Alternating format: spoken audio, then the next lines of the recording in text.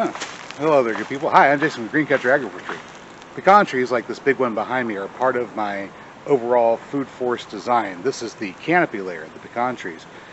They take a long time to produce, 15 years to produce about 50 pounds worth of nuts a year, but a pound of nuts in the shell is about 1 day's worth of food for one person. So 6 of these would provide you with all the protein and fat you needed for the course of an entire year, if you had space to plant 6 of them. I'm only on about 1/3 of an acre, so I have room for about 4. And I've got 2, this one here and another fairly large one over there behind you. This one is 8 years old, that one is 8 years old. We've got space for a couple of more. The question is, what's the best way to go about getting new pecan trees? Of course, you can always go out and buy more, but I'm interested in learning how to propagate our own. Now, there's a couple of ways you can do it. One way, of course, is by starting seedlings, and then if you like the genetics of this particular pecan that I have, this is a Wichita pecan. It's a small paper shell, so it has small nuts that are relatively sweet but easy enough to crack. I could graft on one of these limbs, maybe not this one.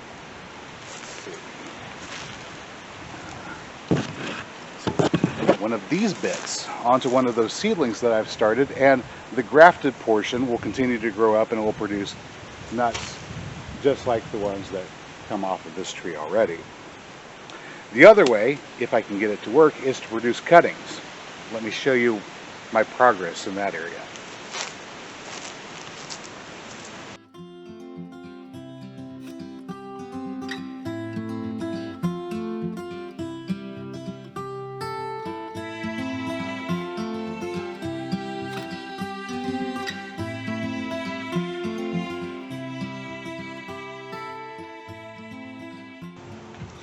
Here in this bucket we've got 1, 2, 3, 4, 5, 6, 7 that didn't make it. Over here at the air printing bed I planted 10, or didn't plant 10, I tried starting 10 of them. They didn't take, so I pulled those out. That's 17 if you're keeping track. And then I tried more. There's 18, 19, 20, 21, 22, 23, 24, 25. Not really having a lot of luck getting pecan cuttings to start. These 3 that are growing are all seedlings. We started these from seeds that I harvested from the pecan trees last year. Obviously, I can grow these out. They're going to be somewhat genetically different from the pecan trees we've already got started. Oh, sorry, my bad, 26. Somewhat different from the pecan trees that we've already got started and growing. Hopefully they'll produce good nuts, but we simply don't know. If I want to have a clone of the pecan trees that I already have that produce nuts that I like, I'm going to have to find some way to get a cutting to start. But so far, as you can see, all my attempts to start pecan trees from cuttings have not met with a whole lot of success. Now I am having some success with, take a look over here. These are 6 new alder cuttings. That one probably is not going to make it, but have a look over there. See that little green stick? That was in the last round of alders, and it's still green, which tells me that this one, unlike its neighbors, is probably gonna start. And then back here I've got some willow that we've managed to start. 10 cuttings that we stuck, and I've got 10 cuttings that I've 10 cuttings I've stuck, and I've got 1, 2, 3, 4, 5 that look like they've actually taken. So we can get trees to start from cuttings, but we're having difficulty with the pecans. And that's a real shame, because I hate to let some of this material go to waste. I've got this branch here on the underside of the pecan tree on the south side of the driveway. This one right here about head height. This one here, just a little over head height. And I think this one over here on the side here. All of these limbs are going to be pruned off this winter to clear up space over the driveway. Yeah, probably this one here that's hanging down in front of the camera too. All of these are going to be pruned off to clear up space so that we have a little bit of space underneath the pecan tree for everything else to grow out. And I'd hate to have to prune those off and just throw them away. So if I can get a cutting started from these before that time comes, I'll be happy. Now, as it happens, I've got, since this is about the 1st of September, I've got about 2 months in which to get a cutting to take and develop roots. But I've got to try something different. And recently, one of the channels that I like to watch from time to time, Lead Farmer 73, demonstrated success with air layering his Elliott pecan tree. Well, this isn't an Elliott, it's a Wichita, but they're both pecans, and air layering is something I haven't tried yet. So we'll give it a shot. The method that Lead Farmer used was the plastic bag method. You take a plastic bag, fill it with your peat moss, girdle the branch that you're getting ready to air layer, scrape the cambium layer off in between about an inch wide patch, put a little bit of rooting hormone on, slip the bag, encompass the limb, wrap it up with cable ties, and then cover it with aluminum foil to block the sunlight from getting to the affected portion of the branch to help it develop roots. Of course, that means you have to cut up a plastic baggie and use some aluminum foil. I want to try something that doesn't require me waste as much material, and there are a couple of other methods that I've seen out there. Cutting the top off of a plastic bottle and using the plastic bottle instead of a plastic bag, recycling a plastic bottle, that's useful to surround your limb. But I don't really use a whole lot of plastic bottles, so I don't have that. I did come up with another idea though. I've been growing these calabash bottle gourds for a variety of purposes, birdhouses included, but the thought occurred to me that you could take one of these, cut the hole in the bottom, narrow hole at the top, put a little split down the side, fill it full of your peat moss, wrap that around the branch, tie it off with a little bit of twine, and you have a biodegradable version. Unfortunately, the rest of my bottle gourds are still growing. They're a long ways from being cured, cleaned out, and ready to be used for that kind of a project. So, I've done the next best thing. I shopped around and found these. These are air layering pods. They're made out of recycled plastic, so that's good. And because they are nice, solid pieces that you can close and use cable ties or twine to hold tight, these are reusable, unlike a plastic baggie and aluminum foil. The black plastic helps prevent sunlight from reaching the developing roots, same as the aluminum foil does. And it might help absorb some heat.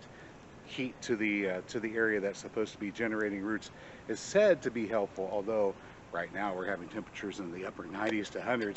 I don't think we really need that much more heat, but we'll see. If this works out well, then this might be a very good method for me to expand my orchard. Let's get started. But here I've got a bucket with a little bit of peat moss in it. While I was getting the hose to come over here and soak the peat moss, I accidentally broke off one of these pieces from perennial buckwheat that I have growing around the corner. Perennial buckwheat takes to cuttings really easily. As a matter of fact, here's a couple examples that I've got rooted already.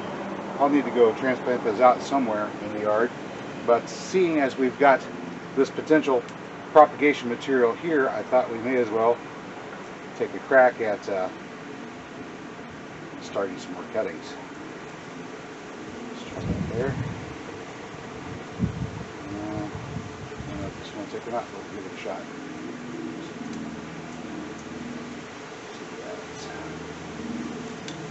One, two, three, four. Why not? Poke holes. I'm not even using rooting hormone for these.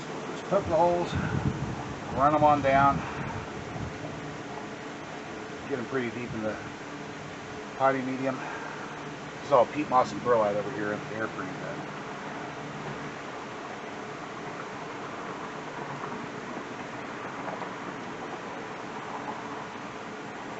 And remember, you want to have at least a couple nodes submerged for root formation. So there we go. There's 4 more attempts to get some buckwheat started next to these peppermint cuttings here. And really all they need for this point is just moisture and time.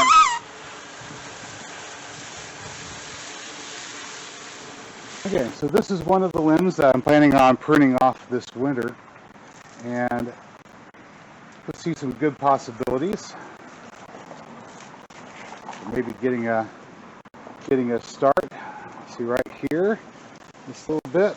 This is some of this year's growth. And make a nice little tree. We could help it along maybe. So here's what we're going to do. We'll start out by taking our knife. And we're going to take a patch. Just go ahead and remove some excess foliage there, above and below. Alright, so I've got a nice little patch right here that I think we could maybe encourage to produce roots. So, very carefully we'll come in and cut all the way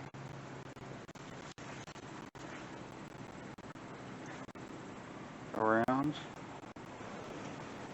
I don't want to cut all the way through the branch, I just want to cut through the outer layer of bark here. Cut through the bark, not the branch. Try that again. Cutting through the bark and not the branch, and not my fingers, by golly. That would be no kind of fun, people. There we go. Alright. Now I should be able to peel that segment of bark away. Peel it away. Peel it away, peel it away, peel it away. Whoosh.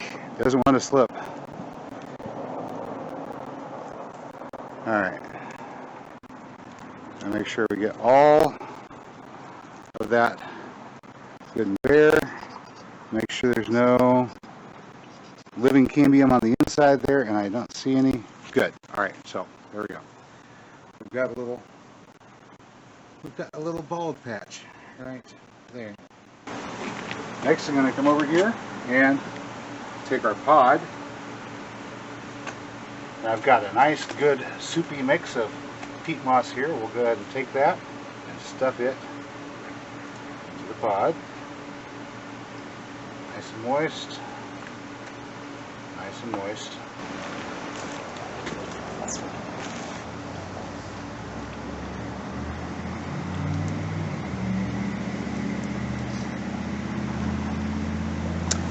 Now we're going to put some rooting hormone up here, and I'm just going to get some of our rooting hormone on my fingertip and get it worked around the lower portion here to encourage this, hopefully, maybe form some roots. Hopefully the presence of a bud being here will help encourage root formation as well, although I don't really know for certain that it will. But so we've got our pod full of peat moss. We've skinned a little bark on the tree. I'm going to go ahead and open up this flap here. Separate it into two separate halves. Alright, and we're going to put that lovely spot right there in the middle of the ball, and close it up tight, just like so. Wow, got heavy.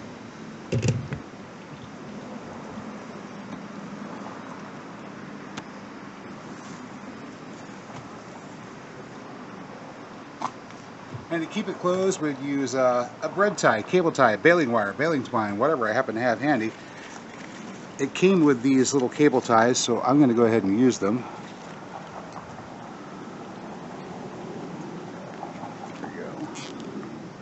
So there's a little notch there for me to go into. Let's tighten it up.